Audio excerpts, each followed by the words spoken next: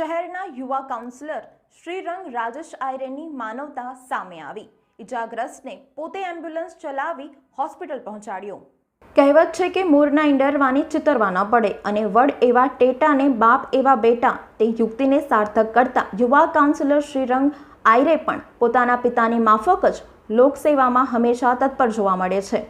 Corona કાળમાં જ્યારે એક તરફ લોકડાઉન અને લોકોમાં ભયનો માહોલ હતો, તે સમયે પોતાના જીવનની પરવા કર્યા વિના આ યુવા કાઉન્સિલરે ઘરે ઘરે જઈને સેનિટાઈઝર છાંટ્યું. લોકોને હોસ્પિટલ સુધી પહોંચાડવા તથા પોતાના પિતાની સાથે ખભેથી ખભા મિલાવી કોરોના કાળમાં મૃત્યુ પામેલા લોકોના અંતિમ સંસ્કાર માટે રૂબરૂ વ્યવસ્થા કરી હતી. તે જ રીતે અન્ય મદદમાં સામાજિક કાર્યોમાં શ્રીરંગ આયરે લોકસેવામાં હંમેશા આગળ રહે છે.